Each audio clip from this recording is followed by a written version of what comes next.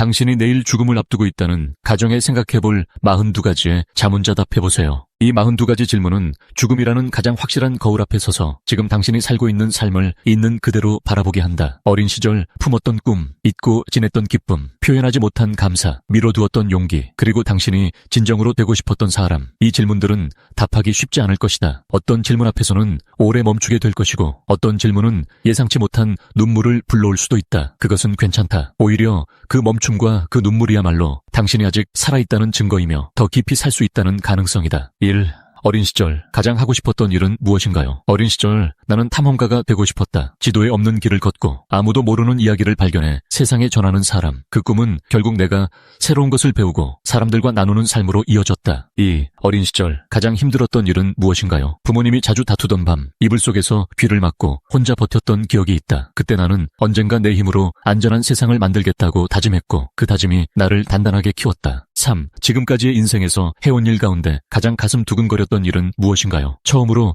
내가 기획한 일이 현실이 되던 날 온몸에 전기가 흐르는 듯했다. 머릿속 상상이 실제 세계에 존재하게 된다는 것이 이토록 경이로운 일인지 그때 처음 알았다. 4. 인생에서 달성한 가장 큰 업적은 무엇이었다고 생각하세요? 화려한 성과보다 힘든 시기를 포기하지 않고 버텨낸 것이 내 가장 큰 업적이다. 쓰러질 뻔한 순간마다 다시 일어선 그 선택들이 모여 지금의 내가 되었다. 지금까지의 인생에서 가장 행복했던 순간은 언제인가요? 아무 계획 없이 사랑하는 사람과 걷던 어느 봄날 오후였다. 특별한 일은 없었지만 그 순간만큼은 이 세상에 나를 위한 자리가 있다는 것을 온전히 느꼈다. 6. 여기까지의 질문에 대한 답에서 당신은 어떤 것을 느끼세요? 왜 그렇게 느끼세요? 뜨거움과 아련함이 동시에 밀려온다. 내가 가장 살아있었던 순간들이 사실은 가장 단순하고 진실했던 순간들이었다는 것을 새삼 깨닫기 때문이다. 7. 주위 사람들이 당신은 할 수 없다고 했던 일을 해낸 경험이 있으세요? 너는 너무 평범하다는 말을 들으며 시작했던 일이 있다. 주변의 시선을 무시하고 조용히 준비했고 결국 그 일을 해냈을 때 나는 처음으로 나 자신을 완전히 믿게 되었다. 8. 해냈을 때 당신은 어떤 기분이었나요? 환호보다는 조용한 뿌듯함이었다. 나는 내가 생각했던 것보다 훨씬 강한 사람이구나 라는 고요한 확신, 그리고 그 확신이 주는 깊은 평화이다. 9. 자기를 잊고 몰두했던 시기는 언제인가요? 무언가를 처음부터 끝까지 혼자 힘으로 만들어내던 시기, 밥 먹는 것도 잠자는 것도 잊고 빠져든 적이 있다. 그때 나는 가장 나답게 살고 있었다. 10. 장애물에 부딪혔을 때 당신을 지탱해 준 것은 무엇이었나요? 이것도 결국 지나간다는 믿음, 그리고 나를 믿어준 단 한 사람의 존재였다. 혼자가 아니라는 사실만으로도 사람은 생각보다 훨씬 오래 버틸 수 있다. 11. 타인에게 칭찬받은 적이 있는 당신의 장점은 무엇인가요? 어떤 상황에서도 사람들의 이야기를 끝까지 들어주는 능력이라는 말을 자주 들었다. 말하지 않아도 느끼는 것, 그리고 그것을 말로 표현해 주는 것이다. 12. 자신의 가장 큰 장점은 무엇이라고 생각하세요? 실패 앞에서 자책보다 원인을 먼저 찾는 습관이다. 무너지더라도 빠르게 다시 방향을 잡는 회복력, 이것이 나를 여기까지 오게 한 힘이었다. 13. 하고 있을 때 가장 즐거운 일은 무엇인가요? 복잡한 것을 단순하고 아름답게 정리하는 일이다. 글이든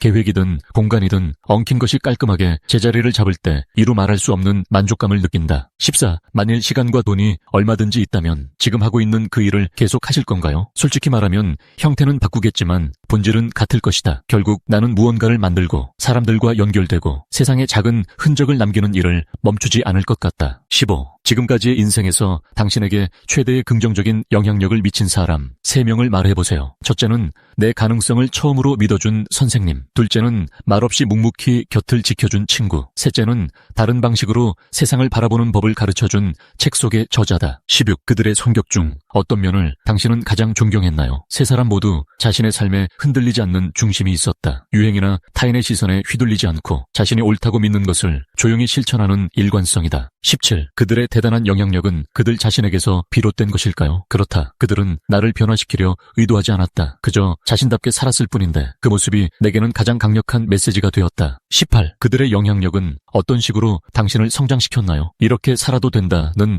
허락을 받은 느낌이었다. 남과 다른 나의 방식이 틀린 게 아니라 나만의 길일 수 있다는 용기를 그들에게서 배웠다. 19. 날마다의 생활 속에서 당신이 가장 긍지를 갖고 하는 활동은 무엇인가요? 매일 아침 하루를 의도적으로 시작하는 것이다. 작은 루틴이지만 그것이 나를 하루의 주인으로 만들어준다는 것을 오랜 시간 끝에 알게 되었다. 20. 타인이 깨닫지 못하고 있는 당신의 숨겨진 재능은 무엇인가요? 처음 만난 사람의 진짜 감정을 읽는 능력이다. 말보다 침묵에서, 웃음보다 눈빛에서 더 많은 것을 느낀다. 이 능력이 때로는 축복이고 때로는 짐이기도 하다. 21. 모든 것을 걸고서라도 하고 싶은 일이 있으세요? 있다. 오래 미뤄두었지만 결코 잊은 적 없는 그 일이 있다. 22. 그것은 무엇인가? 그리고 그 이유는 내 경험과 생각을 담은 책 한 권을 쓰는 것이다. 누군가의 가장 힘든 밤에 내 이야기가 작은 불빛이 될 수 있다면 이 삶은 충분히 의미 있었다고 말할 수 있을 것 같아서 이다. 23. 당신이 하는 일 중에서 타인으로부터 높이 평가를 받는 일은 무엇인가요? 복잡한 상황을 정리하고 핵심을 짚어내는 일이다. 많은 사람이 혼란스러워할 때 나는 조용히 구조를 찾고 그 구조를 명확하게 전달하는 것을 잘한다. 24. 좋아하는 영화 3편 중에서 어떤 역할을 해보고 싶으세요? 쇼생크 탈출의 앤디 듀프레인, 인터스텔라의 쿠퍼, 죽은 시인의 사회의 키팅 선생님이다. 세 사람 모두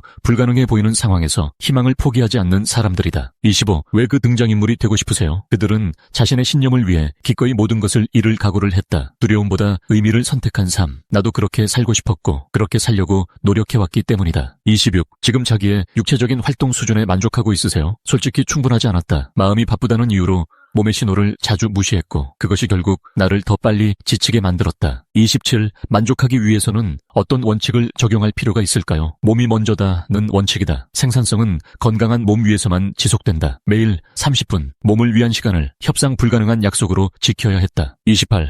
지금 자기의 정신적인 활동 수준에 만족하고 있으세요? 정신적으로는 꽤 활발하게 살았다고 생각한다. 끊임없이 배우고 질문하고 생각을 정리했다. 다만 그 속도가 너무 빨라 가끔 나 자신을 돌아보지 못했다. 29. 만족하기 위해서는 어떤 원칙을 적용할 필요가 있을까요? 속도보다 깊이다. 많이 아는 것보다 제대로 아는 것, 빠르게 결론 내리는 것보다 충분히 머무는 것이 진짜 정신적 성숙이라는 것을 늦게 배웠다. 30. 지금 자기의 사회적인 활동 수준에 만족하고 있으세요? 넓이보다 깊이를 선택했고 그것은 옳은 선택이었다. 하지만 더 많은 사람에게 먼저 손을 내밀지 못한 것, 인연을 소홀히 한 것이 후회로 남는다. 31. 만족하기 위해서는 어떤 원칙을 적용할 필요가 있을까요? 관계는 기다리는 것이 아니라 만드는 것이다. 먼저 연락하고, 먼저 감사하고, 먼저 사랑을 표현하는 것을 두려워하지 말았어야 했다. 32. 지금 자기의 직관적인 활동 수준에 만족하고 있으세요? 직관을 믿어야 할 때, 데이터를 찾고 분석해야 할 때 감에 의존하는 불균형이 있었다. 내면의 목소리를 더 자주, 더 진지하게 들었어야 했다. 33. 만족하기 위해서는 어떤 원칙을 적용할 필요가 있을까요? 조용한 시간을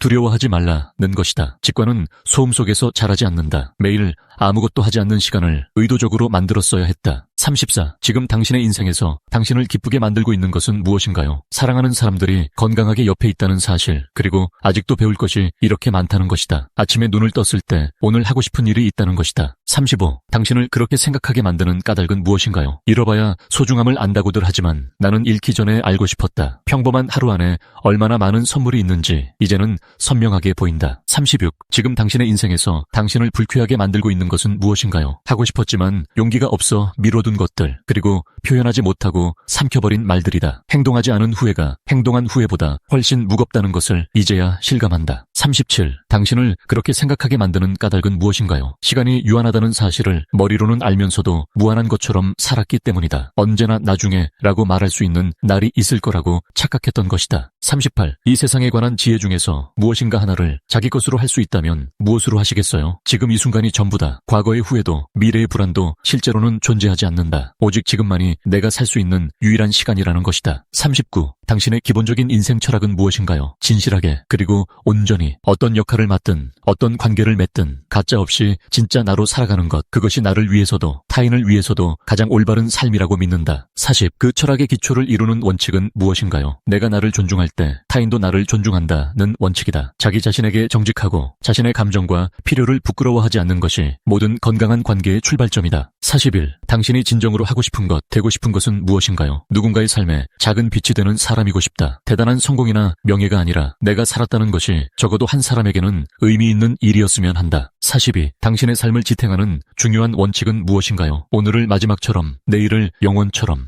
오늘 하루는 최선을 다해 진지하게 살되 내일에 대한 희망을 잃지 않는 것, 이 두 가지의 균형이 나를 여기까지 데려왔고 지금 이 자리에서도 나를 지탱하고 있다.